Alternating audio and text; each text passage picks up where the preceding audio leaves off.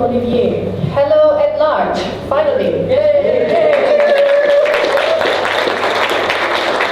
It is such a pleasure to be here with you today. When we speak of a globalized ICANN, there is no better example than the at-large community, which is beautifully diverse. And if you don't mind, I'd like to have a sense of the diversity in the room, and I know that you are battling varying levels of jet lag. So please work with me. If you are from Afra or the African region, please raise your right hand.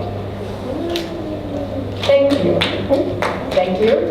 If you are from the Asia-Pacific Australasia region or from APRALO, please raise your left hand. Wow, APRALO, thank you. If you are from EURALO or the European region, please raise both hands. Very good, thank you very much. If you are from LAC-RALO or from the Latin American and the Caribbean region, please wave your left hand. Excellent. And if you are from the North American region or NARALO, please wave your right hand. Very good. That's the diversity of at-large, and it is global. We are today at Atlas 2. 5 years ago, we had Atlas 1. And we have veterans of Atlas 1 in the room. May I know who are the veterans? Please, please, raise your hand. So, please look around so you know who the veterans are. These are the people you can go to for more guidance. Thank you very much. I would like to touch on two things. In a way, it will overlap with some of the things said before, but this is my spin on it. So the first is the significance of Atlas itself. 5 years ago, the global at-large community gathered for the first time, and I agree with Fadi, 5 years is too long. Perhaps we should make it 3. Or 2, depending on budget. Yes. Yes. The summit was crucial for building the community's connections and capacity, which are really important enablers for effective engagement in ICANN. Discussions back then, and the veterans will remember, were truly substantive and covered 5 topics of interest to end users. And I hope you do remember this, but I'm going to say it anyway. 1. Future structure and governance of ICANN. 2. ICANN's transparency and accountability. 3. New GTLDs and IDN GTLDs. 4. DNS security issues. And 5. At-large community engagement in ICANN. Guess what? In a way, the at-large was prescient. These topics are still current, relevant, and have achieved even greater urgency today. So you were in a way ahead of everybody's time. Today, the global at-large community is together again, and I'm looking forward to the outcomes of Atlas 2 because I have no doubt that they would be invaluable for ICANN to chart its future course. And now moving to the second part.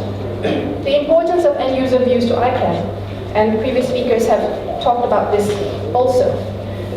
ICANN needs end-user input. ICANN cannot perform its role properly without it. ICANN is also a very challenging environment with many issues that require attention. We don't have enough volunteers to cover all the issues adequately. And we need a lot of capacity building to understand the context of the issues and to go a little bit deeper, because superficial input is not useful. They cannot do much with that information. So, and you will be very distracted at this ICANN meeting. There are lots of important issues all over the place. So let me propose 5 key areas for your attention and input during this week. So, please open your ears.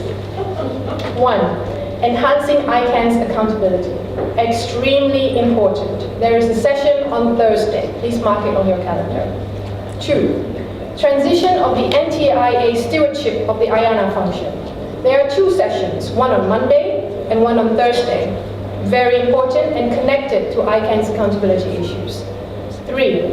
Internationalized domain names. There are a bunch of sessions on Wednesday.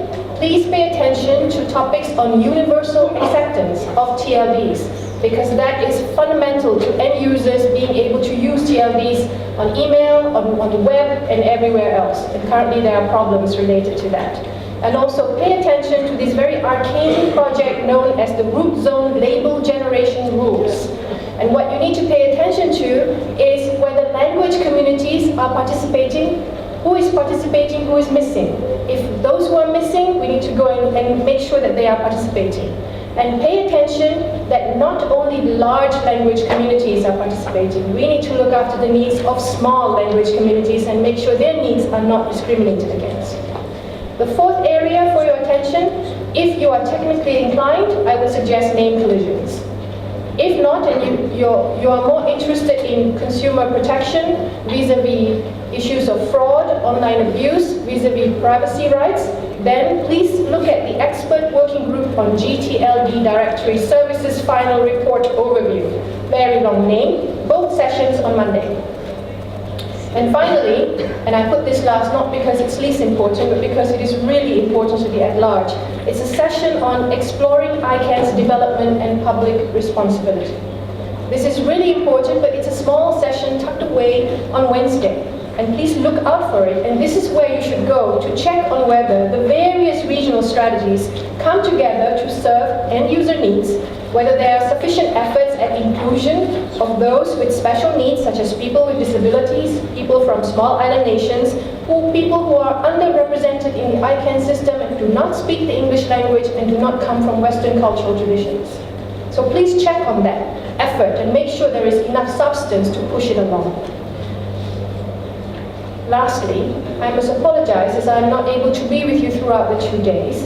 I think Fadi mentioned before that I was given the opportunity for early engagement with the board, which I accepted, because it is important for me to be prepared for my role, and because my effectiveness is important to me and it is important to you. Okay? So, let us both do our part to help ICANN serve the needs of the global internet users and the global interests of the global public. With that, I wish you productive discussions and effective engagement at ICANN. Thank you.